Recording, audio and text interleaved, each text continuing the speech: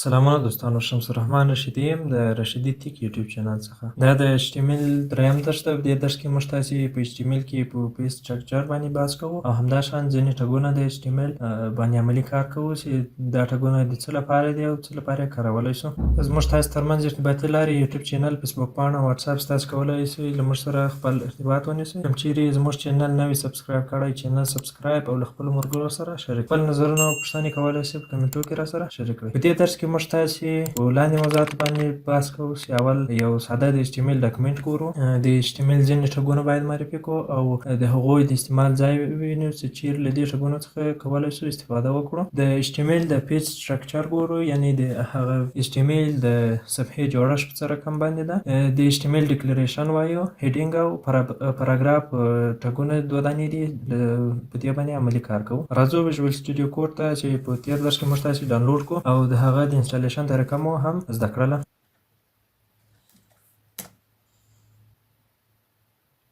د دې لپاره چې موږ تاسې ټول هغه کوډ په یو خاص فولډر کې ځای په ځای کړو چې وروسته له تاسې سره د ګوګل ډرایو له لارې شریکوم، چې تاسې کولی شئ له هغو څخه استفاده وکړئ. نو راځئ د هغه لپاره یو فولډر جوړوو.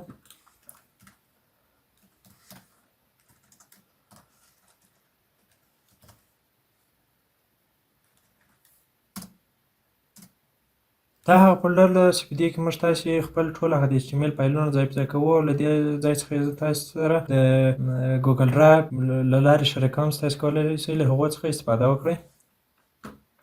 راځو څنګه کولی شو دا فولډر موږ خپل هغه ویژوال سټوډیو کوډ ته اډ کړو. دې لپاره راځو صرف په فولډر باندې کلیک کوو او ویژوال سټوډیو کوډ ته داخلوو په دې رقم باندې.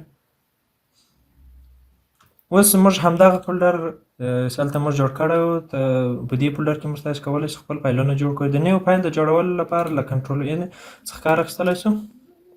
دلته خپله هغه ژبه ورته سلیکټ کوو چې د کومه ژبه یې تا خوښه ده چې په هغه کې دا کوډ ترسره کړي. نو HTML لیکو.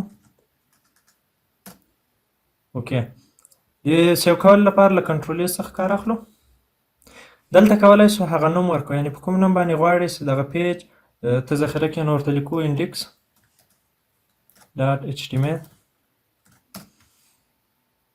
زموږ تاسې لپاره همدغه صفحه اوس ذخیره شوله. دغه اضافه ځای ته ضرورت نه لرو، دا کلوز کوو. اوس که چیرې موږ تاسې یو وار ندایي علامه او له هغه وروسته ټپ پریس کړو، موږ تاسې ته هغه د پیج سټرکچر کوډ اتومات جنریټ کېږي. دا هغه د HTML سټرکچر ده چې په هغه کې HTML ډیکلیر شوی ده، چې یعنې دا هغه HTML د HTML5 ورژن ده. دا هغه د HTML باډي ده. په باډي کې دوه جلا ټکونه لرو، یو د باډي او بل هم د هیډ. په هیډ کې موږ تاسې میټا ډیټا ذکر کوو، کوم چې په براوزر باندې نه شو کېږي، او په باډي کې هغه څیزونه ډیکلیر کوو یا لیکو چې په براوزر کې موږ تاسې غواړو هغه ښکاره کړو. راځو دلته یو پاراګراف ټګ اخلو چې وروسته به بحث هم پرې وکړو. د پی په واسطه باندې د پاراګراف ټګ ډیکلیر کولی شو. د لوریم په واسطه چې یو ابریویشن ده، کولی شو دا ټکسټ اتومات جنریټ کړو. هغه څیزونه اوس کولی شو موږ تاسې کرین باندې یا هغه د ویب براوزر په صفحه باندې ووینو، هغه دغه د پی ټګ په داخل کې دی. د دې لپاره چې زموږ تاسې کوډ ټول په اتومات ډول سره ذخیره شي، راځو فایل ته اتومات سیو باید کلیک کړو چې هر وخت زموږ تاسې کوډ راته په اتومات ډول باندې ذخیره کېږي. که غواړو چې خپل هغه براوزر ووینو، دوه لارې. یو دا چې راځو په مستقیم ډول په هغه فایل باندې کلیک کوو کوم چې موږ جوړ کړی ده. دلته موږ تاسې وینو چې هغه د پاراګراف ټګ په داخل کې چې موږ کوم پاراګراف لیکلی ده، هغه موږ ته دلته شو کېږي یا ښکاره کېږي. دویمه لار دا ده چې ویژوال سټوډیو کوډ موږ ته ډېره اساني په لاس راکړې. هغه دا چې څنګه کولی شو موږ تاسې خپل کوډ اتومات په هغه وخت کې چې موږ لیکو موږ ته شو هم شي. د دې لپاره راځو باید موږ تاسې هغه لیو سرور انسټال کړی په خپل ویژوال سټوډیو کوډ کې. په تېره ویډیو کې موږ ته دا تشریح کړی چې څنګه کولی شو لیو سرور موږ تاسې انسټال کړو. دا باید انسټال یې. له دې وروسته موږ تاسې کولی شو هغه خپل کوډ په اتومات ډول چې څنګه موږ لیکو، هلته په لیو ډول باندې وینو چې څنګه دا کوډ سر ته رسېږي یا څنګه عمل ترسره کوي. دې لپاره راځو ګو لیو یا همداشان کولی شئ د الټ او په واسطه باندې هم دا یو سرور پرانیزئ. دا هغه لینک ده چې دې په واسطه باندې موږ تاسې دغه خپل کوډ ته په لایو ډول باندې لاسرسی لرو. که چیرې موږ تاسې دا په دې ډول کړو،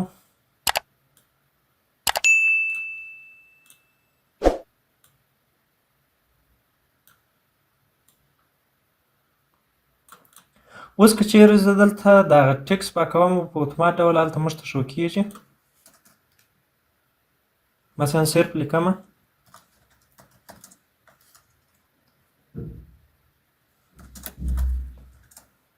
په اتومات ډول موږ ته شو کېږي چې موږ چې په ټکس کې څه تغیرات راغلي دي. دا و د HTML یو ساده فایل چې څنګه کولی شو ساده فایل جوړ کړو. بله موضوع دا ده چې څنګه موږ تاسې هغه د HTML په فایل سټرکچر باندې یا د ډاکومنټ په سټرکچر باندې پوه شو. دې لپاره په تېر درس کې ما تاسو ته ویلي چې موږ تاسې له W3 School سایټ څخه کار اخلو چې دا ډېر مشهور سایټ ده. دغه موضوعات باندې په تېر درس کې بحث کړی ده. دا هغه د HTML د فایل سټرکچر ده. فایل سټرکچر موږ تاسې په لومړني کې باید HTML ډیکلیر کړو چې هغه ډاک ټایپ ډیکلیر موږ تاسې وایو چې د 5م HTML ورژن لپاره هغه کاریږي. له هغه وروسته HTML ټګ لرو. HTML ټګ موږ تاسې ته د HTML هغه مکمله باډي ښکاره کوي چې دا د HTML یو فایل ده یا ډاکومنټ ده. له هغه وروسته HTML په خپل ځان کې دوه دانې نور ټګونه لري، یو د هیډ په نامه او بل د باډي په نامه. هیډ کې موږ تاسې میټا ډیټا ذکر کوو، هغه چې په براوزر کې نه شو کېږي، صرف په سرچ انجینونو کې دا شو کېږي چې وروسته به په دې باندې مکمل بحث ولرو. او دویم ټګ د باډي ده، هغه برخه چې موږ تاسې د هغه په واسطه باندې کولی شو خپل هغه لیکل شوي فایلونه یا کوډونه په ویب براوزر کې ښکاره کړو. همداشان د ډاک ټایپ ډیکلریشن ده، دا موږ تاسې ته دا اسانتیا برابروي چې خپل هغه فایلونه په ښه واضح ډول باندې په یو براوزر کې شو کړو یا د هغه په سکرین باندې ښکاره کړو یا په ویب پیج کې ښکاره کړو. ډاک ټایپ ډیکلریشن چې په HTML5 کې ده په دې رقم کېږي چې په ډاک ټایپ HTML دا موږ ته دا ښکاره کوي یا ویب براوزر ته یا سرچ انجینو ته دا ښکاره کوي چې دا د 5م ورژن یا HTML5 یو ډاکومنټ ده. او همداشان دغه د HTML ډاک ټایپ چې ده دا باید په لویو تورو سره ولیکل شي. که چیرې په وړو تورو سره ولیکل شي دا هغه خپل ډیکلریشن نادرست شي، یعنی په هغه رقم یې نشو ډیکلیر کولی. دا ټول باید په لویو تورو سره ولیکلی شي. او همداشان اخرنۍ موضوع د نن ورځې هغه دا ده چې موږ تاسې په هیډینګ او پاراګراف باندې باید لږ بحث وکړو چې وروسته هم راځي چې هیډینګونه او د هغوی پاراګراف څنګه کولی شو ښکاره کړو. هیډینګ موږ تاسې ته هغه عنوانونه ښکاره کوي چې یعنې زموږ تاسې کوم عنوانونه دي هغه ټول په هیډینګ ښکاره کېږي. او کوم چې پاراګراف ده یا ساده ټکس ده هغه موږ تاسې ته د پاراګراف په ټکس کې ښکاره کېږي. په همدې ساده مثال باندې موږ تاسې کار وکړو چې څنګه کولی شو یو HTML ډاکومنټ جوړ کړو. مثلا دا کوډ راخلم، د دې په ځای باندې اوس راځو دا باید هغه زموږ تاسې په لیو سرور باندې دا رن شي.